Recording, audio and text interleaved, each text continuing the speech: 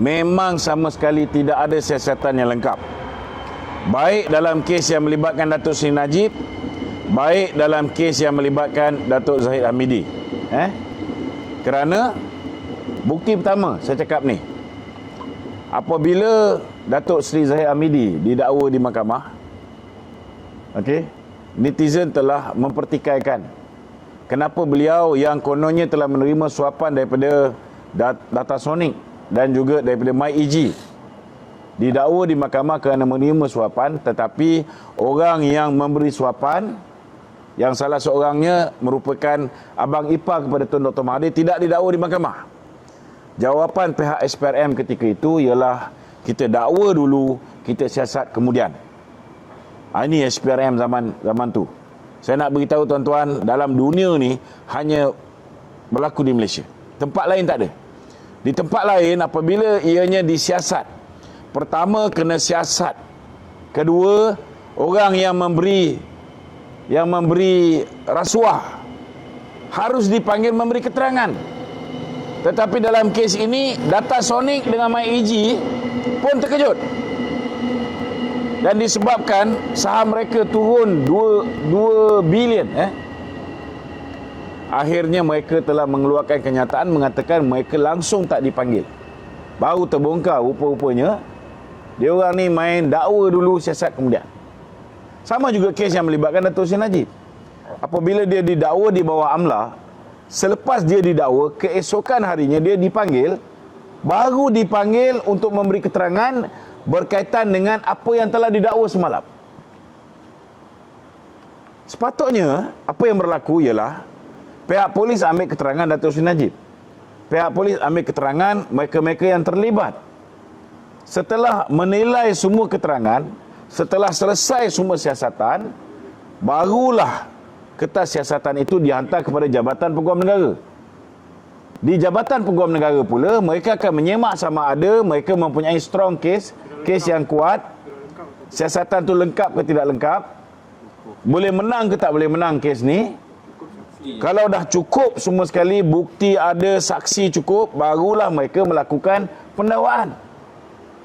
Tapi dalam kes Datuk Seri Najib, dalam kes Datuk Seri Zahid, apa yang berlaku, mereka didakwa dulu, disiasat kemudian. Adakah ini ada berlaku tangan raib? Ini terang-terang adalah kes malicious prosecution, pertuduhan yang berniat jahat.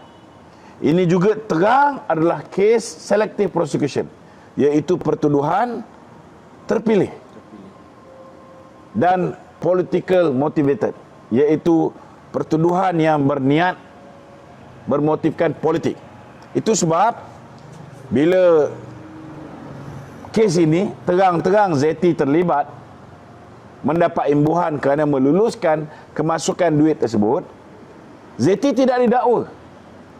Kenapa? Kerana dia adalah salah seorang daripada orang yang berkonspirasi dengan Tan Sri Gani Patail, dengan beberapa orang Tan Sri untuk menggulingkan Datuk Seri Najib pada bulan Jun 2015. Semua buat kerja untuk Mahathir. Betul tak? Betul. Itu sebab tak ada sebarang pendakwaan.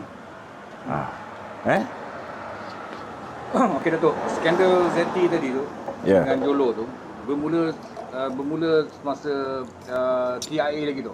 Betul tak? Yang saya pasti berdasarkan apa yang dinyatakan oleh RPK, Money Trail ini membuktikan bahawa Taufik Aiman, suami Zeti, dan Aziz Taufik menerima dana daripada pelaburan yang dibuat oleh 1MDB di Petro Saudi, dengan Petro Saudi. So maknanya ianya sudah bertukar daripada Terengganu Investment Authority kepada One Malaysia Development. Permohonan bond memang berlaku ketika 1MDB itu masih lagi bernama Terengganu Investment Authority. Bond tu nak keluar pun mestilah dapat kebenaran daripada bank negara dan sebagainya. So dari situ sudah dapat kerjasama daripada ZT. Pada pendapat Datuk, Ya. peringkat awal skandal YNDB ni Ya. yang yang melibatkan ZT, keluarga ZT gitu. Ya. Adakah dia sebenarnya memang tujuan untuk mencari untung peribadi ke ataupun memang ada niat Ini keturunan ni memang dah lama merompak Malaysia ni. Minta maaf cakap lah. Daripada Telaga Tube, Muhyiddin bagi projek Telaga Tube sekolah-sekolah di Sabah Sarawak ni, kepada Taufik Aiman ni, suami Zeti. Jadi daripada situlah hubungan mereka ni sudah memang akrab. Itu sebab Zeti membantu Muhyiddin dalam usaha untuk menggulingkan Dato' Seri Najib. Cuba bayangkan bila Gani Patel mengumumkan task force sudah pun ditubuhkan. Task force tu dalam ada polis, task force tu dalam ada bank negara, task force tu dalam ada Jabatan Peguam Negara, kan? Hari ini tubuhkan, hari ini sudah ada kertas pertuduhan ke atas Dato' Seri Najib. Yang mana pada 15 hari bulan Jun atau Julai 2015 sepatutnya Tan Sri Muhyiddin pergi dan menunjukkan kertas pertuduhan. Task force baru ditubuhkan untuk siasat 1MDB punya skandal ni. Tapi kertas pertuduhan dah ada. Itu sebab kita yakin bahawa ini satu konspirasi untuk melakukan kudeta, penggulingan pada kerajaan. Jadi satu hari sebelum, kita dapat tahu tu 2 hari sebelum, kerana salah seorang daripada Tan Sri, seperti mana yang Tuan Mahathir sebut, salah seorang daripada Tan Sri memecahkan rahsia konspirasi diorang ni, menyebabkan sehari sebelum mesyuarat kabinet hari Rabu tu, hari Selasa, tak pernah Dato' Seri Najib tak pernah kerajaan ni, biasa kita buat kabinet reshuffle hari Jumaat. Tapi itulah kali pertama, hari Selasa sebelum mesyuarat kabinet yang mereka merancang nak menangkap Dato' Seri Najib. Pertama dia akan keluarkan kertas pertuduhan tu, nak paksa Dato' Seri Najib untuk meletakkan jawatan. Kalau kertas pertuduhan tu tidak Dato' Seri Najib tidak mahu meletakkan jawatan berdasarkan kertas pertuduhan palsu yang sudah wujud sebelum siasatan bermula tu, maka AG ketika itu Gani Patel dan juga pihak polis sudah bersedia untuk menangkap Dato' Seri Najib. Itu planning dia orang.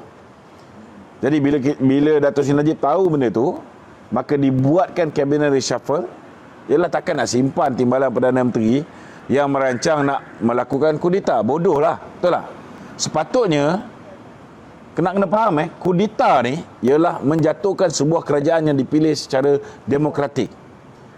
Jadi perbuatan melakukan kudeta ini hukuman dia gantung. Itu sebab bila hari Muhyiddin dipecat, rumahnya polis datang untuk jaga aman. Panik dia. Sampaikan Puan Sri Nuraini telefon Datin Sri Rosmah, beritahu you all nak tangkap laki I ke? Dia ingat Dato' Seri Najib nak tangkap, kan? Kalau Dato' Seri Najib ni jenis yang buta perut, tak ada hati macam Mahathir, memang confirm kena tangkap. Bukan setakat kena tangkap, sekarang ni silap-silap dah kena gantung. Sebab dia melakukan kudeta. Dia cuba nak menjatuhkan sebuah kerajaan yang dipilih secara sah oleh rakyat melalui sistem demokrasi. Dia nak melakukan kudeta. Tempat lain ada yang tembak mati. Tapi Malaysia ni kalau kudeta ni boleh kena hukum gantung. Dia sama macam mengkhianat kepada Kebawah Duli Yang Maha Mulia Seri Paduka Baginda Pertuan Agong, yang Amin Ghazali dulu bila dia rompak senjata di kamp tentera Greek, bawa lari Bukit Jenalik, bunuh 2 orang anggota Special Branch. Dia tak ada pun melancarkan peperangan pergi ke istana ke apa kan. Tetapi disebabkan dia sudah rompak senjata, baru planning nak merancang, dia sudah kena hukum gantung, jangan lupa. So sepatutnya hari ni Muhyiddin kena terima kasih kerana Dato' Seri Najib bukan seorang yang zalim.